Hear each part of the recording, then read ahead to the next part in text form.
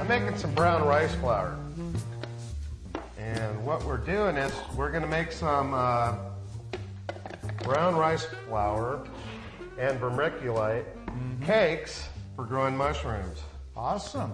And the reason we're using these for a substrate is people will be able to do this without having to use a pressure cooker, or they can still use a pressure cooker, and it's just an easy method. But it saves them a lot of money to get started. Yes, because they don't need a pressure cooker with this method.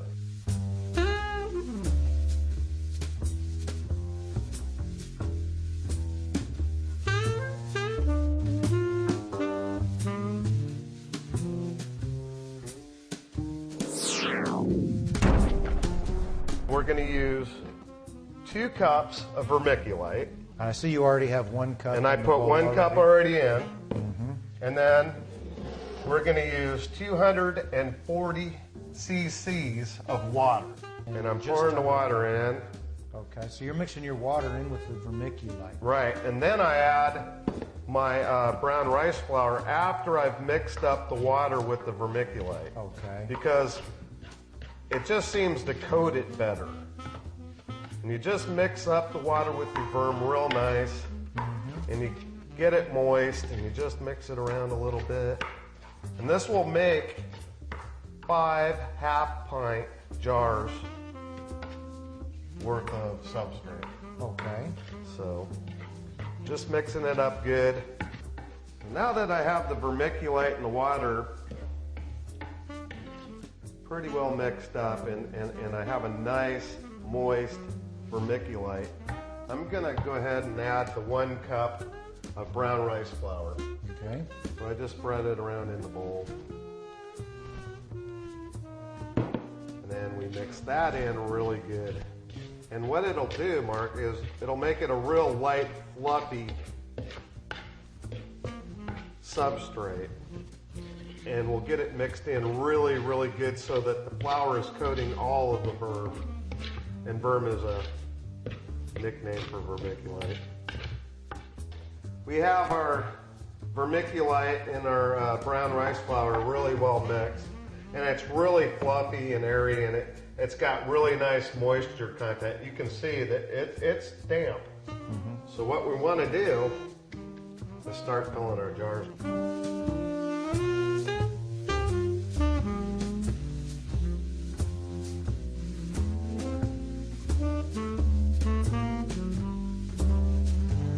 You don't want to pack the substrate into the jar. So just fill it. So just fill it, and then you can lightly, very lightly, just place your fingers in there. And the only reason we're doing that is you want to get the substrate off of the side of the lip. And then what we'll do is we'll take a dry towel and we'll go on that inside lip and we'll wipe that inside lip. And what that does is it gets the moisture off the inside of the jar. And a lot of people get contaminations because they don't do this. And when you dry this lip like I'm doing right here with this towel and dry it off and get all that moisture off that lip, you got a nice clean. Right. Nice. So contaminants won't be able to colonize Yeah, down that the layer. contaminants won't be able to go down the side of the jar and in. So what are you going to top it off with? And so what I'm going to do now, I got some dry vermiculite. And we're just going to very lightly put it in here. Then you just sort of tap it slightly, not hard. So you're just leveling it off. You're not pushing down at all. Right. And then what we're going to do is we're going to take the jar lid, which has 4 holes punched in it, and the holes are punched in it for your inoculation points. And you're going to put the lid over the top. And I see you use rubber side up. And what you do, you can either use masking tape and put over the holes, or you can use microspore tape like this and put that on. The micropore tape is the medical. And it's a medical tape.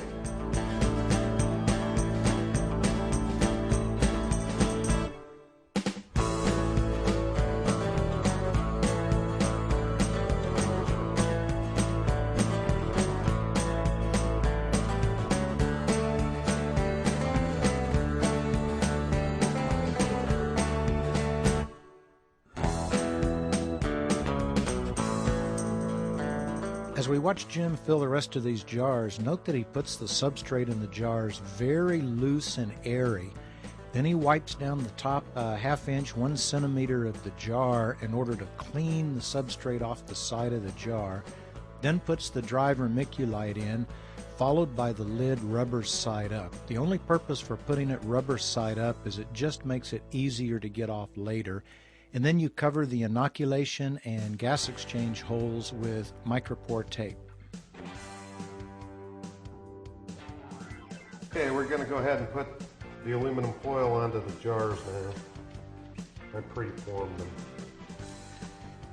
Yeah, we can use that same foil over and over again. again. You can use it over and over again. You got them wrapped. Here's your pan. And I see we have a layer of jar lids in the bottom. I'm putting jar lids in the bottom, and what that does, it will keep the jars from being on the bottom of the pot. You know, on one of the sites that I teach on, a lot of people put a dish towel or a towel in the bottom, and then they'll put water in there and then put their jars on top of the dish towel, and it's just not a real good method, because sometimes if you put the jars in the bottom of your pot, it'll crack the bottoms, or else it'll burn the substrate in the bottom of the jar. From the intense heat. Yeah, exactly. Of the burner. Right. And I'm going to put another layer of jar lids in. So we're going to have our jars actually and our jars 2 or 3 centimeters off the bottom. They're going to be off the bottom, and it's also going to keep them out of the water.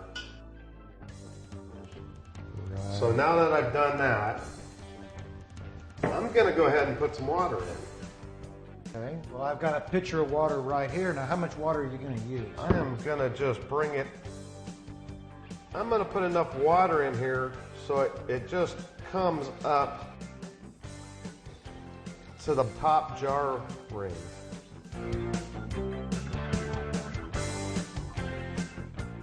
The important thing to remember here is the jars are completely out of the water, and that's a really good idea. The steam is going to sterilize them because we'll have a fairly tight-fitting lid. So get imaginative, use whatever you have around the house. We used extra jar lids because most mushroom growers have an abundance of jars anyway. If you have a vegetable steamer, I've seen people use a layer of rocks, several layers of aluminum foil, just whatever you have, but try to elevate your jars completely out of the water, and that will prevent the water when it boils from splashing up under the foil and then dripping down through your holes and ruining the moisture content of your substrate.